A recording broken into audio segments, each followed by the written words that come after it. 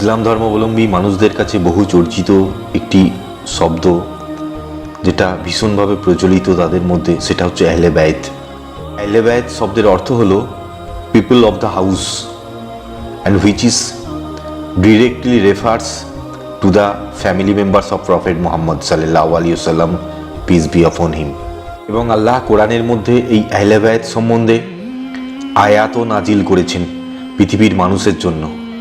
এই আহলে বাইতকে সেই সৃষ্টিকর্তা বা আল্লাহ দুনিয়ার বুকে এতটাই ইজ্জত দিয়েছে যে কোনো মানুষ যদি সারা জীবন রোজা, নামাজ, হজ, জাকাত করে, সমস্ত রকম ইবাদত করা সত্ত্বেও তার হৃদয়ে যদি আহলে বাইতের প্রতি হিংসা বা বিদ্বেষ থেকে থাকে, তাহলে কিন্তু তার কোনো রকম ইবাদত বা কোনো রকম উপাসনা বা কোনো রকম ওয়ারশিপ আল্লাহর কাছে অ্যাকসেপ্ট হবে না। এই আহলে বাইতের মধ্যে কারা কারা ইনক্লুড রয়েছে? তো ভাই, প্রাইমারিলি প্রফেট মুহাম্মদ সাল্লাল্লাহু আলাইহি ওয়াসাল্লাম, পিস বি আপন হিম, তিনি রয়েছেন এবং তার কন্যা মা ফাতেমা রয়েছেন, তার সন ইন ল হযরত আলী রয়েছেন এবং এনাদের দুই সন্তান হযরত ইমাম হোসেন এবং হযরত ইমাম হাসান রয়েছেন। অর্থাৎ এই পাঁচজন, প্রাইমারিলি এই পাঁচজনকে কনসিডার করা হয় আহলে বাইত হিসাবে, অর্থাৎ পিপল অফ দ্য হাউস।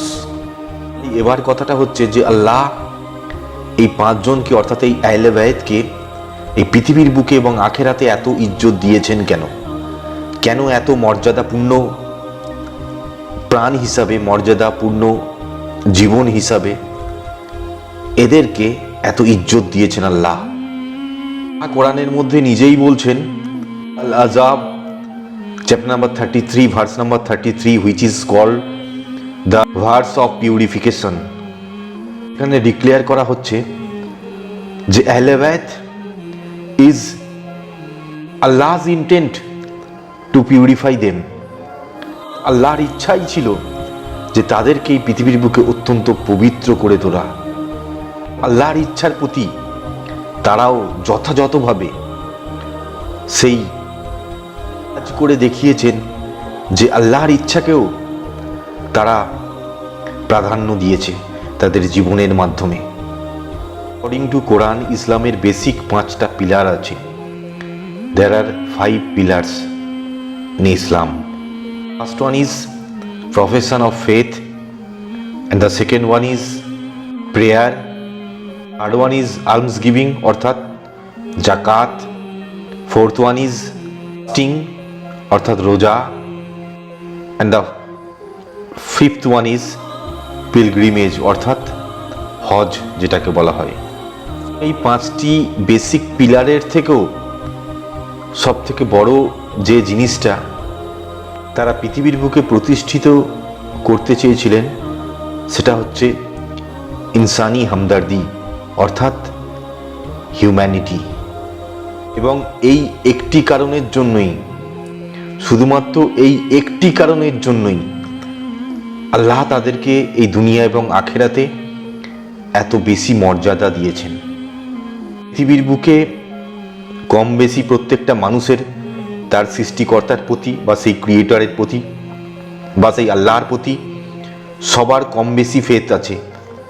এই পৃথিবীর বুকে আমরা কম বেশি সবাই সেই আল্লাহর কাছে প্রে করি, সেটা মনে মনে হোক বা নামাজের মধ্যে দিয়ে হোক, আমরা সবাই কম বেশি প্রে করি।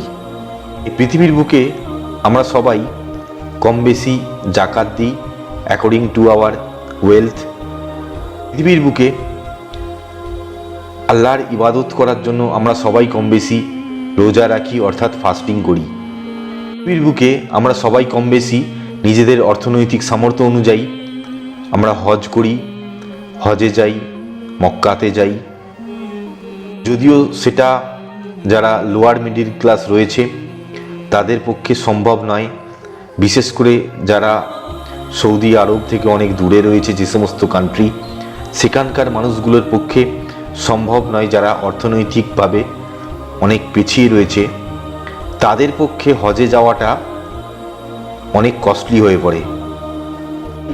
এই 5টা পিলার, বেসিক পিলারকে আমরা সবাই কম বেশি মেনে চলি, কিন্তু যে কারণে আল্লাহ সেই আহলে বাইতকে অর্থাৎ সেই 5 জনকে,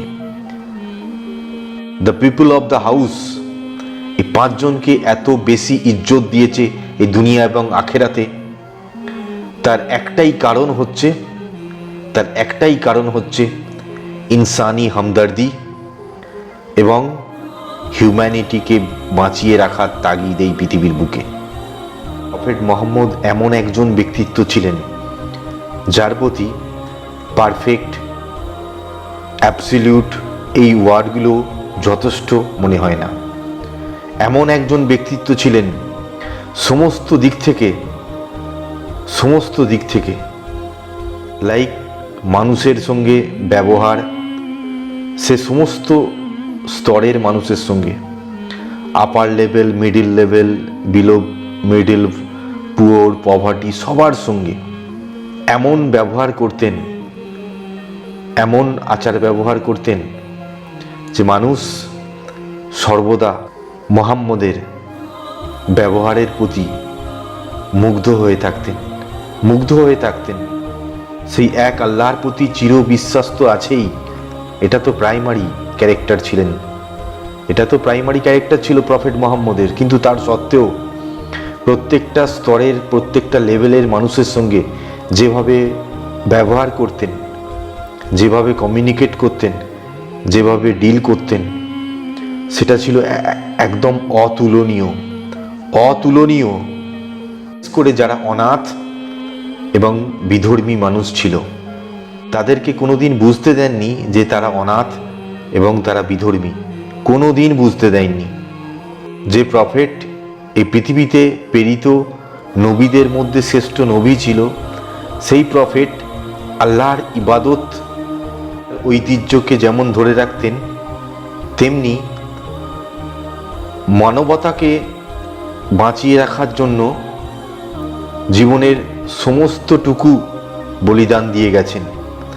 বিশেষ করে এই 5 জন, হয়তো প্রফেট মুহাম্মদ এবং তার হলি ফ্যামিলি মেম্বার্স আল্লাহর তরফ থেকে ডিভাইন সাপোর্ট পেতে পারত, কিন্তু এই 5 জন সর্বদা চাইতেন কিভাবে নিজেদের জীবনকে ভোগ থেকে, সামাজিক সুখ থেকে, অর্থনৈতিক সুখ থেকে দূরে রাখার মাধ্যমে একদিকে যেমন আল্লাহর ইবাদত করা, অন্যদিকে মানবতাকেও কিভাবে বাঁচিয়ে রাখা যায়।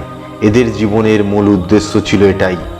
তাই আল্লাহর নবীর ঘরে একদিন রান্না হতো, একবেলা রান্না হতো না, কারণ তারা সঞ্চয়ে বিশ্বাসী ছিল না, তারা সেভিংসে বিশ্বাসী ছিল না। তারা আল্লাহর গুণগান এবং আল্লাহর ইবাদতকে সামনে রেখে মানবতাকে বাঁচিয়ে রাখার জন্য যতটুকু বিসর্জন দেওয়া যায় নিজের জীবনের প্রতি, ঠিক ততটুকুই তারা বিসর্জন দিয়ে গেছে এবং হিউম্যান কোয়ালিটিসগুলোকে এত গাঢ়ভাবে এই পৃথিবীর বুকে ফুটিয়ে তোলার চেষ্টা করেছেন। হয়তো সেই জন্যই আল্লাহ তাদেরকে এই দুনিয়া এবং আখিরাতে সব থেকে বেশি মর্যাদা দেওয়া হয়েছে। আল্লাহর তরফ থেকে সব থেকে বেশি মর্যাদা দেওয়া হয়েছে এই দুনিয়া এবং আখিরাতে। দিকে মা ফাতেমা, একটা মহিলার মধ্যে যে সমস্ত অ্যাবসলিউট কোয়ালিটিগুলো থাকা দরকার, সমস্ত রকমের অ্যাবসলিউট কোয়ালিটি যদি কোনো মহিলার মধ্যে থেকে থাকে এই দুনিয়া এবং আখিরাতে, সেই মহিলার নাম হচ্ছে হযরত মা ফাতেমা বিনত মুহাম্মদ, ফাতেমা আল জাহরা। একটা স্ত্রী হিসাবে যতটা পারফেক্ট ছিলেন, ঠিক ততটাই একজন কন্যা হিসাবে ততটাই পারফেক্ট ছিলেন। একজন মা হিসাবেও ঠিক ততটাই পারফেক্ট ছিলেন। স্ত্রী হিসাবে তার স্বামীর কাছে যতটা স্নেহের ছিলেন, একজন কন্যা হিসেবেও তার পিতার কাছে ঠিক ততটাই স্নেহের ছিলেন। একজন মা হিসাবে তার ছেলেদের কাছেও, তার সন্তানের কাছেও ঠিক ততটাই স্নেহের ছিলেন। অতঃপর হযরত আলী, যাকে শেরে খোদা বলা হয়, এবং সেই হযরত আলী এমন ব্যক্তিত্বের অধিকারী ছিলেন তৎকালীন সময়ে যে তার সমতুল্য কেউ হতে পারেনি। ওই সময়ে তার সমতুল্য কেউ হতে পারেনি।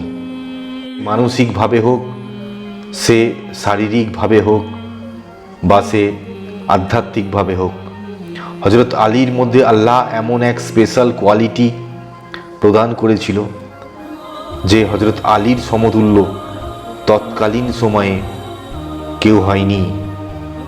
ইসলামকে বাঁচিয়ে রাখার জন্য তার যে অবদান, ঠিক ততটাই অবদান ছিল মানবতাকে বাঁচিয়ে রাখার জন্য এই পৃথিবীর বুকে।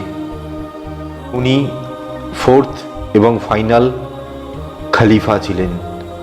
He was renowned for his deep understanding of Quran, and during his caliphate he was known for his uncompromising and egalitarian policies, his focus on fairness and justice to the human being. এবং হজরত আলী তৎকালীন সময়ে এমন এক খলিফা ছিলেন যিনি একমাত্র চেয়েছিলেন যে সমাজের সর্বস্তরের মানুষ, কর্মক্ষেত্র আলাদা হলেও প্রত্যেকের বেতন সমানভাবে সবাইকে দেয়া হোক, যাতে করে কেউ না নিজের কর্মটাকে ছোট হিসাবে বা ছোট ভেবে বাঁচার চেষ্টা করে। তাই সাধারণত আমরা এই পৃথিবীর বুকে বর্তমান সময়ে দেখি যে বিভিন্ন মানুষের বিভিন্ন কর্ম আলাদা এবং তাদের কর্মের উপর নির্ভর করে তাদের বেতনও কম বেশি হয়। কিন্তু হজরত আলী তৎকালীন সময়ে এমন এক খলিফা ছিলেন যিনি চেয়েছিলেন যে সেই সময়ে প্রত্যেকটা স্তরের প্রত্যেকটা মানুষের কর্ম আলাদা হওয়া সত্ত্বেও তাদের বেতন যেন এক হয়। অর্থাৎ fairness and justice toward mankind, এটাই ছিল তার জীবনের সবথেকে বড় প্রিন্সিপাল। এই প্রিন্সিপালের জন্য হজরত আলী সেই প্রফেট মোহাম্মদ এবং আল্লাহর অত্যন্ত কাছের, অত্যন্ত ক্লোজড ছিল। এবং হজরত আলীকে সেই আল্লাহ সৃষ্টিকর্তা একটা স্পেশাল ডিভাইন পাওয়ার দিয়ে রেখেছিলেন। এবং প্রফেট মোহাম্মদ নিজেই বলতেন যে যে সমস্ত ব্যক্তিগণ আমাকে মাওলা বলে মানে, তাদের উদ্দেশ্যে তিনি বলতেন যে আমি যার মাওলা, আলী তার মাওলা। এত বড় ইজ্জত দিয়েছিলেন, এত বড় ইজ্জত দিয়েছিলেন হজরত আলীকে প্রফেট মোহাম্মদ, যে তিনি বলতেন যে আমি যার মাওলা, আলী তার মাওলা। এবং সর্বোপরি হজরত ইমাম হুসাইনের যে great sacrifice in Karbala, against injustice, against corruption, against the adultery. Bhai Hazrat Imam Hussain Ibn Ali was killed in the battle of Karbala because he refused to please allegiance to the corrupt and tyrannical rule of Yazid. We observed that Yazid's principle was very destructive on the basis of the principle of Islam. এবং শুধুমাত্র এই ইনজাস্টিসের জন্য, সমাজের বুকে এই ব্যভিচারের জন্য হজরত ইমাম হুসাইন সেই ইয়েজিদের বিরোধিতা করতে থাকে। এবং একসময় মানবতাকে বাঁচানোর জন্য, ইনজাস্টিসকে মুছে এই পৃথিবীর বুকে জাস্টিসকে জীবিত রাখার জন্য কারবালার মরুতরে সেই ৭২ জন কম্পেনিয়ানকে নিয়ে ইয়েজিদের সাথে যুদ্ধে এগিয়ে যান। এবং তিনি কোনো মুহূর্তেই সেই অন্যায়ের সঙ্গে আপোষ করেননি, সেই অন্যায়ের কাছে মাথা নত করেননি, সেই ইনজাস্টিসের কাছে মাথা নত করেনি, সেই ব্যভিচারী ইয়েজিদের কাছে মাথা নত করেননি এবং তার সঙ্গে হাতও মেলাননি, অর্থাৎ অন্যায়ের সঙ্গে আপোষ করেননি। কিন্তু তিনি কারবালার বুকে শহীদ হয়ে গেছেন। তোমার পৃথিবীতে আমরা কি দেখি যে আমরা সাধারণ মানুষ নিজেদের স্বার্থে, নিজেদের ভোগের স্বার্থে, নিজেদের লালসার স্বার্থে, নিজেরা কিভাবে সুখ শান্তিতে জীবন কাটাবো সেই স্বার্থে আমরা অন্যায়ের সঙ্গে হাত মিলিয়ে ফেলি, আমরা অন্যায়ের সঙ্গে আপোষ করে বাঁচার চেষ্টা করি। কিন্তু হজরত ইমাম হোসেন এই পৃথিবীর বুকে সমস্ত মানবকে যে শিক্ষা দিয়ে গেছেন যে নিজের প্রাণ চলে যায় চলে যাক, কিন্তু অন্যায়ের সঙ্গে আপোষ করো না। এবং এই পৃথিবীর বুকে প্রত্যেকটা মানুষের ক্ষেত্রে তিনি এক শিক্ষা, এক লেসন ছুড়ে দিয়ে গেছেন, যে প্রাণের অর্থাৎ মানুষের জীবনের অন্তিম যদি মৃত্যু হয়ে থাকে, মানুষের জীবনের অন্তিম পর্যায়ে যদি মৃত্যু হয়ে থাকে, তাহলে অন্যায়ের বিরুদ্ধে যুদ্ধ ঘোষণা করে শহীদ হওয়াটাই একটা মানুষের জীবনের লক্ষ্য হওয়া উচিত। আমাদের জাতির জনক মহাত্মা গান্ধী, তিনি হজরত ইমাম হুসেনের এই আদর্শ এবং আত্মবলিদানের দ্বারা ভীষণভাবে অনুপ্রাণিত হয়েছিলেন। তিনি স্পষ্ট বার্তা দিয়েছিলেন যে আমি হজরত ইমাম হুসেনের থেকে শিখেছি যে কিভাবে অন্যায়ের শিকার হয়েও বিজয়ী হতে হয়। আমি হজরত ইমাম হুসেনের থেকে শিখেছি যে কিভাবে অন্যায়ের শিকার হয়েও বিজয়ী হতে হয়। এই সমস্ত জিনিস কনসিডার করার মাধ্যমে একটা জিনিসই উঠে আসে যে আল্লাহর ইবাদত তো প্রাইমারি। প্রত্যেকটা মানুষের ক্ষেত্রে আল্লাহ বা তার সৃষ্টিকর্তার উপাসনা করা এটা তো প্রাইমারি, এটা তো আছেই। কিন্তু একজন মানুষকে তার জীবনে অন্যায়ের বিরুদ্ধে প্রতিবাদ করতে হবে। একজন মানুষকে তার জীবন দিয়ে ইনজাস্টিসের বিরুদ্ধে রুখে দাঁড়াতে হবে, তাতে যদি তার জীবনও চলে যায়। একটা মানুষের এই পৃথিবীর বুকে সবথেকে বড় দায়িত্ব হলো তার জীবন দিয়ে মানবতাকে বাঁচিয়ে রাখার চেষ্টা।